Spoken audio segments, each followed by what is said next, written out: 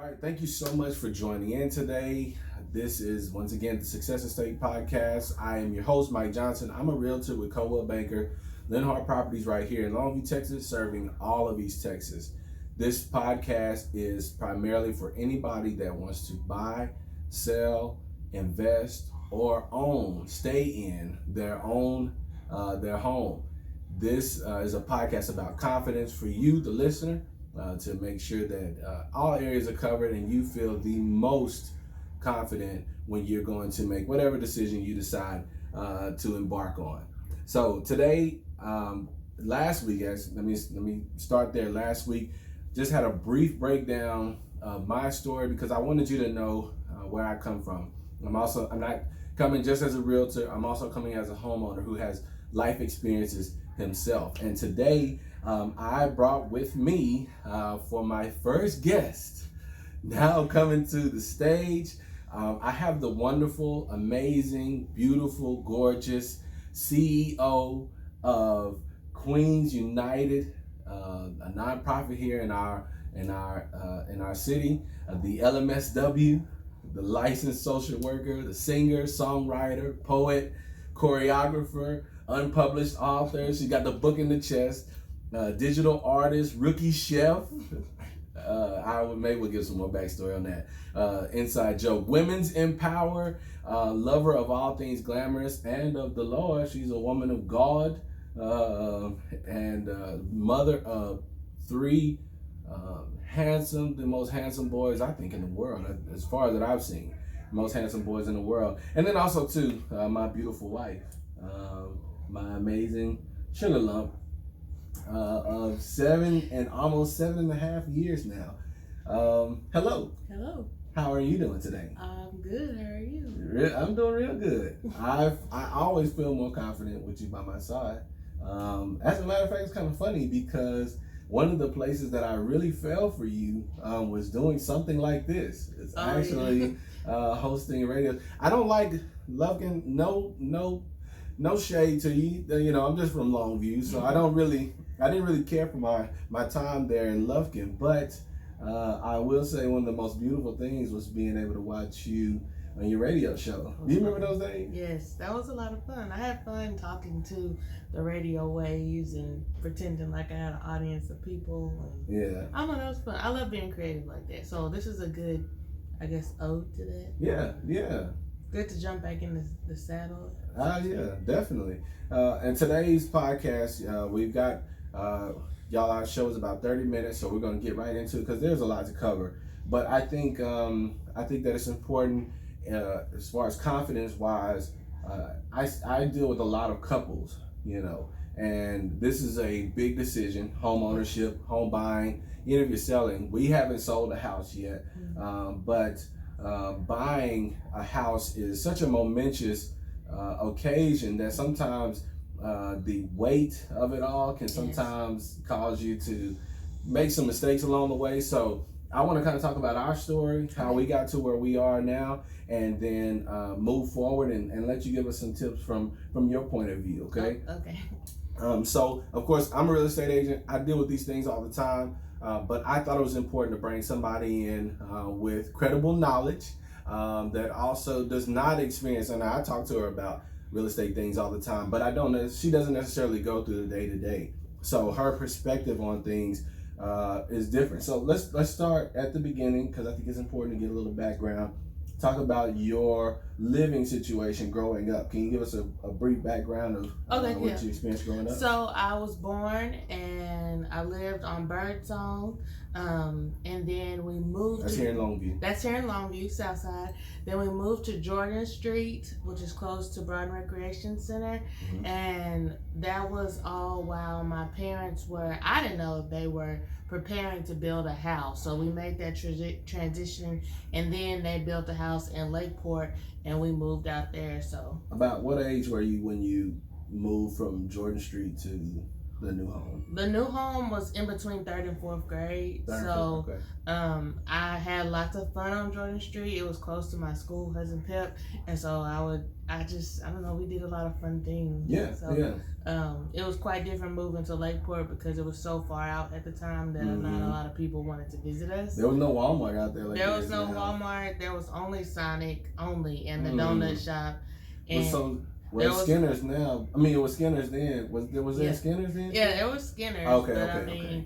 It was much more expensive, and so you had to really want something, to go to Skinner's. So right. Anyway, I don't know. I have some fond memories in all three places. Like at Birdsong, there was a park right next door. So, well, tell us how did that affect where you want to? So now you are a grown woman.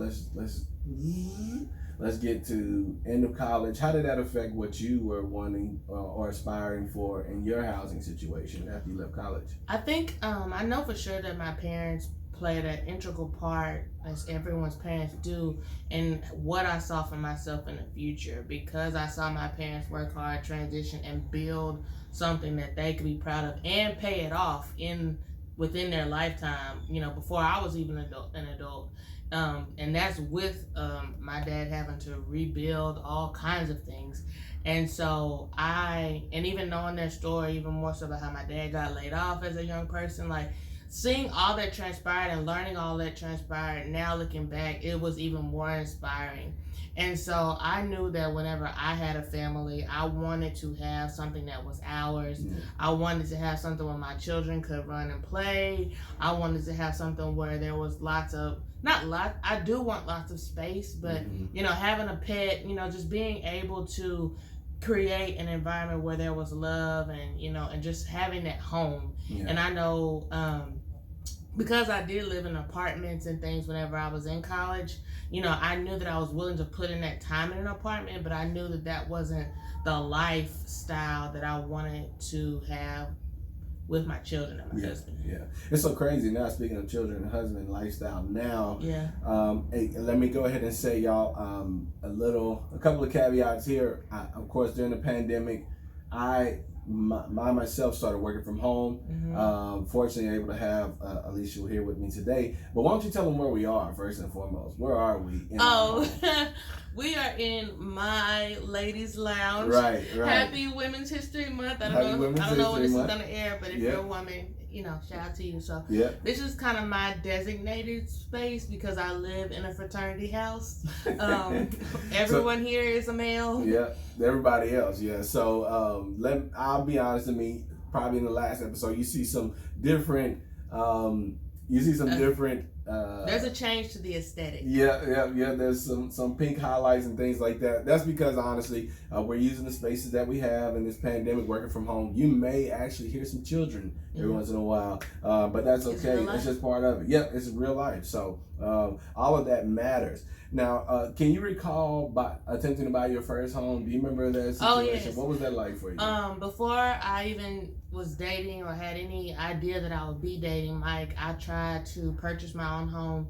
And she went independent woman. I was Miss. Yes, that was me. And I just, in my thought process, I'm not really a waiter. God has really had to deal with me about patience and being able to be content as my life progresses. But at that point in time, I was just like, let me not consume myself with being single. Let me do some things that I know is important for me to do. I've been working hard. I had gotten my master's degree by that time, and I was working a fairly, decent job. And so, I just jumped out there. I didn't have any realtor that I knew. Oh, yes, I did. Beverly Pruitt.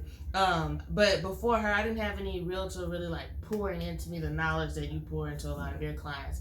And so she was really a spiritual mother for me. And so she came alongside me and she was like, you sure you want to do this? I know you can. And so, me and her trekked out, and that experience was very emotional. We went to some different houses, and in my price point, what I could afford, because, one of the things she said about me is that I'm all things glamorous. So I had watched a lot of HGTV, and I had in my mind what I thought this was going to be like. And when I saw what I could actually afford, I was like, okay. But, finally she and I found a place that I really, really loved. And I was, I could see myself redecorating. It had the space. I always liked open spaces. And so I think what ended up happening was I just couldn't move. We couldn't move the needle to where exactly I needed to be and what was comfortable for my budget, even though it was what I loved. Yeah. And so, and then my mom and dad played a huge part, with some of the things that needed to be fixed. Like, it took me a little while to, take my emotions off and look at the house for like, okay, Alicia, if you jump in, these are the things you immediately have to take care of, and can you do those things? What was that like for you when you realized, like, hey, I've got to walk away from this? I was very angry. Yeah. I was very angry. I was very hurt because, you know me. Once I set my mind to do something, it's going to get done. And if it doesn't get done, I'm going to figure out a way to make it happen. Right. And that was just something that at that moment I couldn't figure out how to make it happen. And I think that, of course, all things happen, for a reason, and everything works out for the good. But when I saw the other people moving, I still drive by this house. And just, you don't give them the finger, do you? No, I just flip them the bird. I just like, my house. You did not. I'm just looking at it like, I could have did, but anyway, it all worked out, and it was a wonderful experience with her being someone that I knew. So when we trekked out to start building, looking into home ownership, I wasn't completely naive. Yeah, and let's go there. Post wedding, and we lived in the duplex for a little while. Yes. I told briefly on the last episode, we trekked out there. We did some things that a lot of people, even myself, I didn't want to do. I don't think you really necessarily wanted to do. We lived in a duplex for about 1.5 years, almost 2 years, and we decided that, hey, it's family time. Yeah, I'm gonna keep it. You wanted to expand our family. Yeah, we wanted to expand our family. See, that's why I need her. We wanted to expand our family, so we decided to get out of that lease. We were on a month-to-month out of that lease and go to your parents' house. Yes. Live in your parents' house.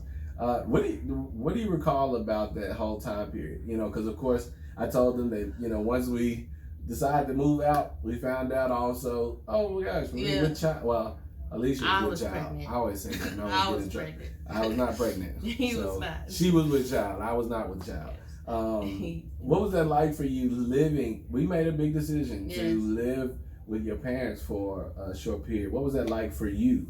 I think honestly living with my parents was not anything that was too difficult to me in terms of being with my parents. I grew up very, very tight-knit, very, very close to my parents. Mm-hmm. So, for me, it was just kind of like, I knew, too, also it was temporary. And I was just like, yay, this time. The hard thing for me is I don't like clutter. And I'm a person who loves large open spaces. And when you put two families in one home, there's a lot of bumping into each other, or even just conflicts with how you like to do things. Mm-hmm. So because we had tasted our own freedom at that point. Yes. Then we had to come back around. There was a lot of like, is it okay? Not feeling like what was sure. That make you feel grown. No, you weren't grown because they were your parents. They are my parents. Yeah. So you're running to the bathroom like like trying to cover up. But I'm so grateful for that time. Because and I don't know how candid we are, but I'm so grateful for that time now because I didn't know that Daddy was gonna pass, and so looking back, I just feel like there was some opportunity for us to create more memories. I did have to get used to so many morning people around me. My mom's a morning person, my dad was a morning person, and they were still working at that time as well, where your mom was working.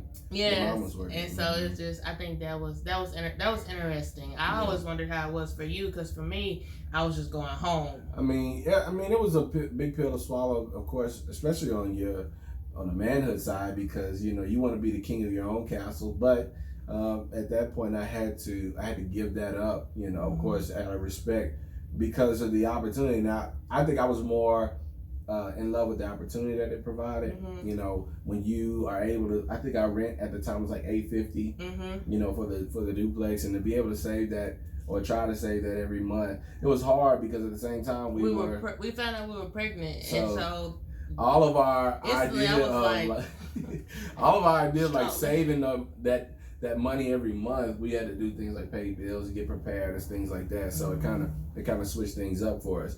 Now, of course, people don't know, but you were on bed rest. Yes. We had a scare with Mikey, and they put you on bed rest, put you on leave from work as a teacher.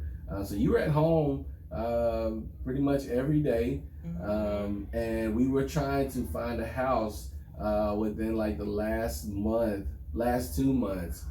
We probably started about 3 months ahead. What do you remember? What do you recall about the time when we were searching for a house? Pressure, me still being very, the word that comes to mind is picky, but I'm just a person, I know what I want, I know what I like, and I know what I don't like. Sometimes it's hard for me to make a decision, but it doesn't take me long to be like, I don't like it. Right. And so, it was exciting, but it was kind of, again, another one of those disheartening moments because, I'm a social worker. And so I saw this TikTok yesterday, and this woman was basically saying, like, I have a teacher's heart, but I have the desire to live like someone who makes a whole bunch of money, and so that's kind of me. It's like I have, caviar dreams and champagne wishes, and not, and Target, funds, right. And so I think that was the deal, and so honestly, the home that we're in now, you fell in love with it. Mike was driving like every day. I'm just gonna stop by the house. I'm gonna look at it. And I'm just like, and I honestly was like, I don't like it like that, And he was like, you sure you don't like that house? And I was like, no, I really don't, But the other houses that the realtor was showing us, I wasn't necessarily feeling those because location for me was very important. You remember that house on Fleetwood, right up from Regents? It was kind of between that one. That was the one we were first gonna go with. Yeah. It was between that one and this one. Yeah. You remember with the cherry wallpaper, the apples, in the kitchen. Yeah, that apples, apple wallpaper. But it was going to require immediate renovation, and me having a baby, you had an Air Mind fixer-upper, I forgot about that. And I was like, because I know me. I know that I'm going to want it done. I'm going to want it clean. If we're going to do a fixer-up, I want to be prepared to do this stuff back to back. So I have a goal date. This is kind of the meat of why we're doing this podcast because, as partners, we were making a decision. And this is a very, very big decision. Now, we made it hard on ourselves because we put a time, we had a time bearing down on us. We didn't start early. D-Day was coming on drop day. But we had time bearing down on us and we had to make a decision. And, in all honesty, communication has not been my strong point. In our marriage. It's something that I've definitely had to grow in, but it's also something, some of the same issues that I saw in our marriage, as far as decision making, I see with couples now.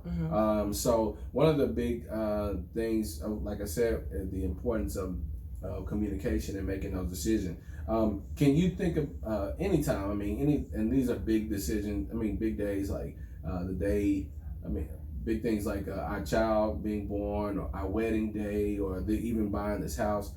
Some momentous occasions that I wasn't very helpful in. And please feel free to be honest. That's okay in this. Okay, so you want me to talk about a time that I don't feel like you were helpful? Something a way that I could have improved in being a partner with you. I know. Okay, so I'll bring up one. So our wedding. In preparation for our wedding, you kind of had you've had some specific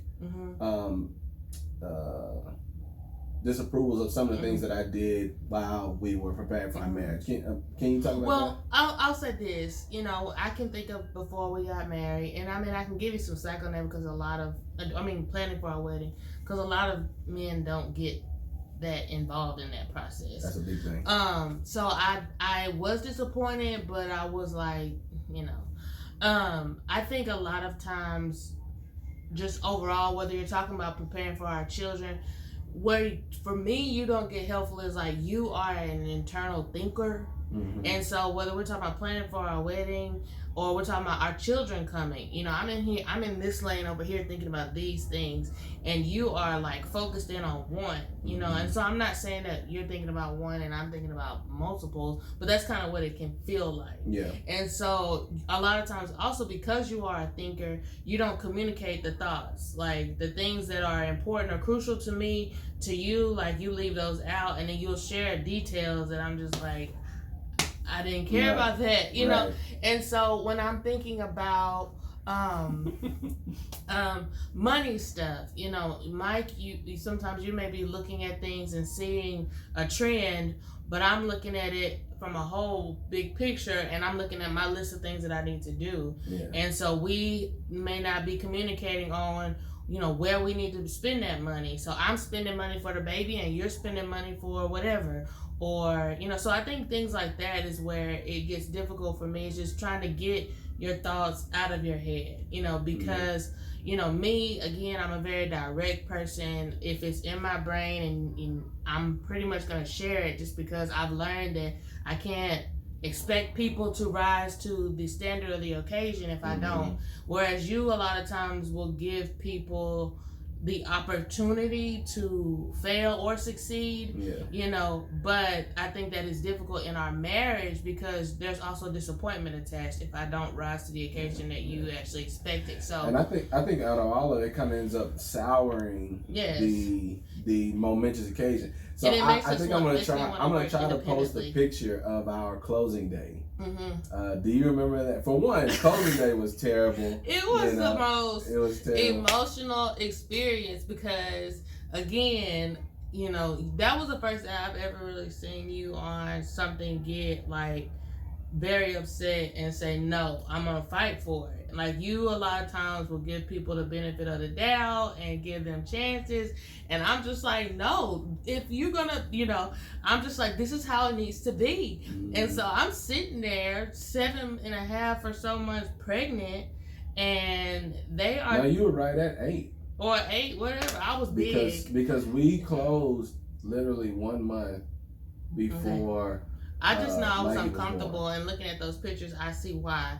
But we walked in there, and to the mistake of whomever was writing and underwriting and whatever, you know, they were like, well, you need $1,000 extra, you know, and I'm just like, how do you just surprise and tell us that that's something that we need? And I mean, there was a lot of emotions from everybody's side, and they're looking at us like, just do it. And I'm looking at, and I'm very much a person of, if you make a mistake, just own up to it, and try to make it right. And everybody was hush mouth, and everybody was looking like, it was them. The title company and the lender were looking at, you know. And so I was just rocking, and I was pregnant, and I think, did I call my mom? we talked to you. I talked to your dad. I talked to my dad. I talked to everybody. I was livid. I was livid. That was the one time I think we were really on the same page with our anger.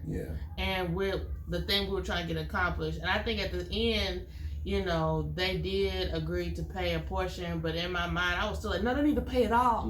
It was their mistake, a total mistake. It wasn't like we looked at the information and like just like, oh, I hope they don't catch because this. I asked them like 3 times, like, you should listen to them now. We messed up a little bit because we ended up spending money where we shouldn't have. Yeah, but I think still when it's someone else's fault, it's just, you don't anticipate.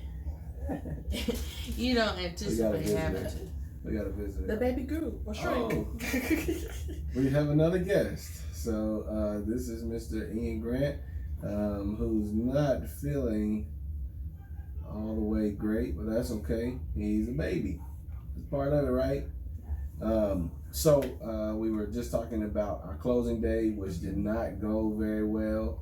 It actually went pretty horribly, that closing day. It was just too many. You're supposed to be celebrating, and I think a lot of the air got taken out. Yeah, a lot of the air got taken out, and I don't think that I was prepared for how long it takes to close. So to go back and forth, up and down, you know, I was very nervous about every step, even the inspection.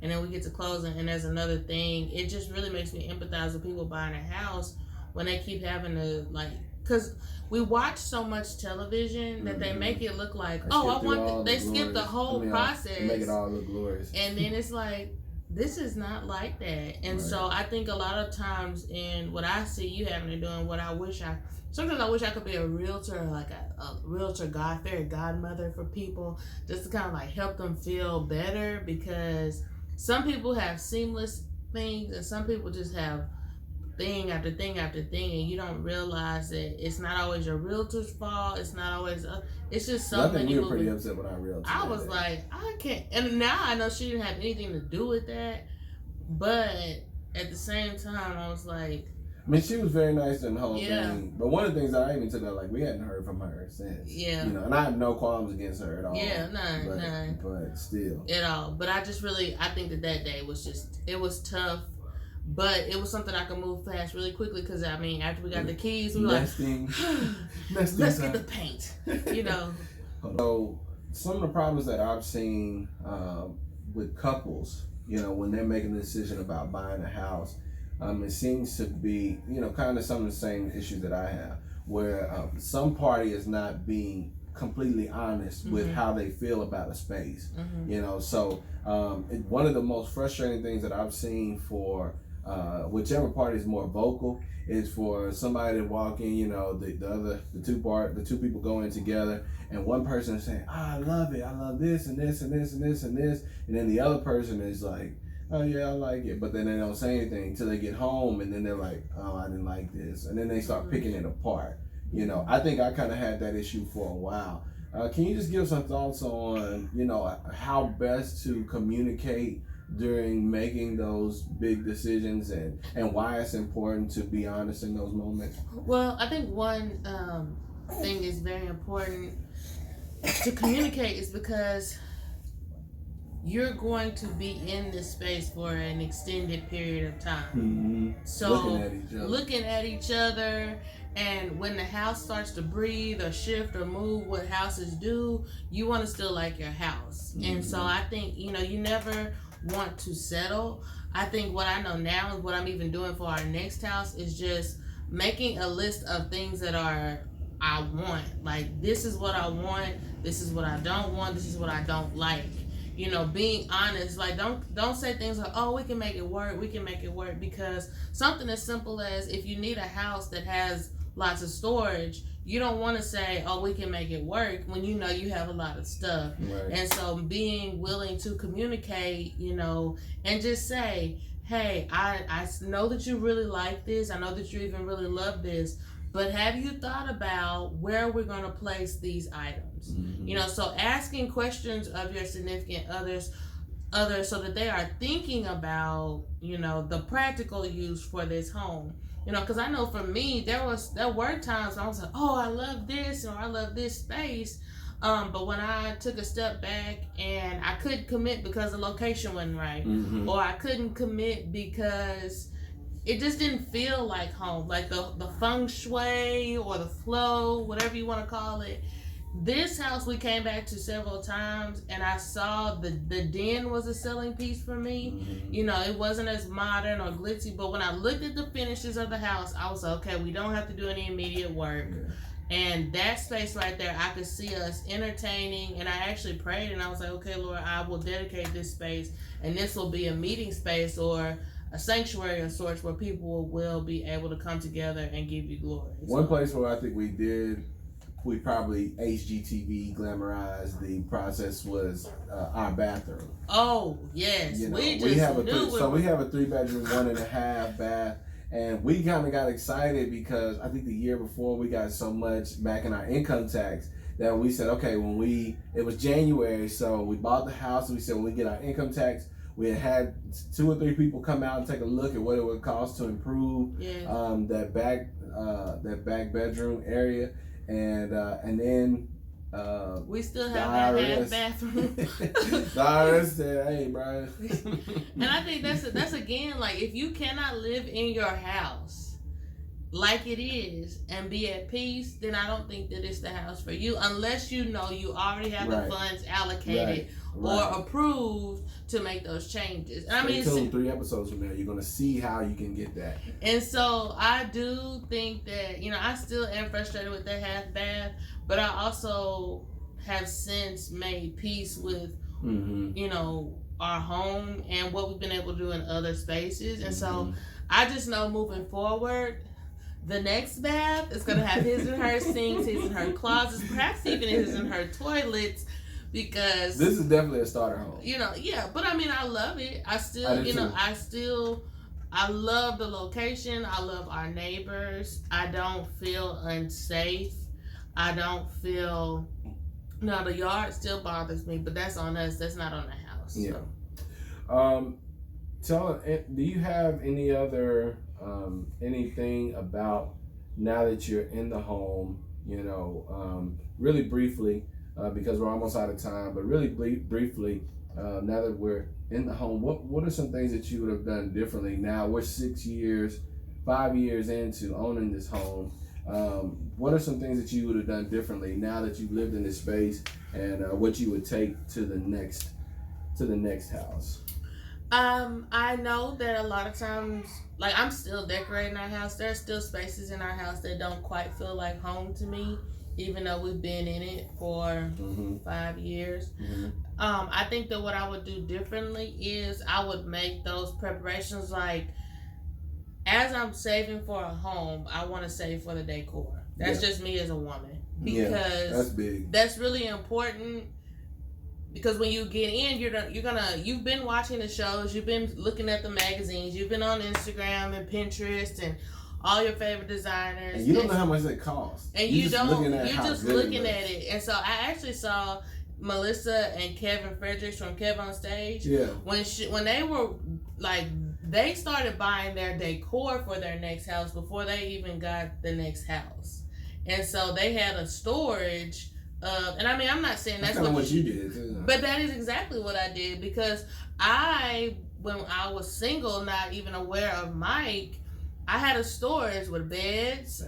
I had storage, 2 beds. I had dressers. I had TVs. I had mattress. I was trying to be that prepared woman. Which is my whole thing. That's just me. And so I think for the next house, I'll be thinking about that, because putting children in the mix and life in the mix and home ownership in the mix, even when you do have home warranty, there are some things that just come up that you have to pay that's going to eat away money. And if you have kids, and our kids are about to get older, the taste that I have and what I want, I am already, I know that I need to be thinking about that as well. Okay. I also know that I need to be thinking about, like, resale stuff. Like, I'm thinking about now, like, what do I want to fix around the house, so in case we want to sell the house even in 2 years, what can I do? And so I think those are a couple of things, because we get the home and we don't realize it's going to frustrate you if you can't. And this is from a female perspective. I don't know what guys feel, or from a decorator perspective, because some guys like to decorate as well. But, if it's going to bother you not to be able to, dress your home in a way that you want it dressed, I think that that's something to think about as you're going through the process, which is something that's difficult, because as you are waiting on your house to close, you can't make big purchases. Right. So not with you can make it with cash. Right. You can't make it with credit, because it can throw off your whole thing. Right. Well, I think those are all great tips and points, especially from your point of view. I really appreciate you coming on today and talking about these things. It's something that I look forward to doing more down the line, having you come in and even hopefully joining me in some of the interviewing of other people. So thank you so much. You guys got a chance to see 2 of our 3 boys, Ian Grant here and Garrison Lee, very briefly. But also too, I just want to thank my wife for coming on and giving her perspective on these things, because it's very important. And I'll say this to wrap everything up. It's very important, if you're deciding to buy a house, start early. Yes. Okay. There's a couple of things. Start very early. If you're 2 years away from buying a home, start now. Go apply for a mortgage. One thing that happened with us, we started working on our credit. We started saving. We had no idea where we needed to save and where we needed to improve our credit too, because a lot of times you go on Credit Karma, and Credit Karma is pulling 2 or 3 credit bureaus, and your FICO score includes all 3. So it's very important to talk to a mortgage lender, whether that be your bank or a mortgage company. If you need suggestions, PM me, shoot me a message, and I can send you some suggestions for local lenders that are great. So start early and get prepared. I think our journey would have been so much better if we had just been prepared. Yes. If we get prepared ahead of time by applying for the mortgage. If you don't get approved early on, it's okay. They're going to tell you why, and you can work on those things. If you're 2 years away, you can work on those things for the next 2 years. The only thing, so there's only one way to find out exactly what you need in order to get approved for a mortgage, and that's to apply for a mortgage. That's scary, but if you do it early, you won't have what I had, where I came thinking that my score was like at a 700, and Alicia's was like at a 660, 680 or something like that. I was like, oh, I guess I shouldn't have talked about it. I edited that part out. It's okay. But you know, our credit score didn't end up being as strong as we hoped, and so we had to end up taking a different route in order to get approved and buy a house. So many things were thrown out just because we weren't prepared. My goal in this is to have you be as confident as you can be by being prepared with as much information, as much perspective. Whether you're buying a house, get prepared. If you're selling a house, get prepared. If you're planning on investing, get prepared. Yes. And home ownership, the farther you go, wear and tear on the house, let's get prepared for whatever it is that you're going to do. Please like, subscribe. I would greatly appreciate it if you would subscribe to this show, this podcast. If you're watching on YouTube, if you would subscribe to this channel, that would be great. And also, too, it would be super great if you would share this, because it's very important for other people to get this information. It's information that we wish we had, and so we want to share it with the world. Thank you so much for listening. Next week, I've got a great guest coming on talking about FHA loans. So if you're thinking about purchasing a house, we're going to show you how FHA loans can apply to you. Any last words? Anything you want to? Thank you for having me. I love what you're doing. I think this is awesome, and you're an awesome realtor. You're my favorite realtor. Y'all don't settle. Just get prepared. Negotiables, non-negotiables, because the more you prepare, the less you settle, and it's too big of a purchase to settle, because you'll resent your partner, and your partner is the person you're building a life with. The home is still just a tangible thing. This person right here is the most important, next to you. So just make sure that y'all communicating and laying out those negotiables and non-negotiables, so that you're not settling and then hurting your relationship. Right. All right, y'all. This is the Success Estate Podcast. I'm your host, Mike Johnson, Coldwell Banker, Linhart Properties, right here in Longview, Texas. Thank you so much for checking out, and we'll see you next week. Thank you.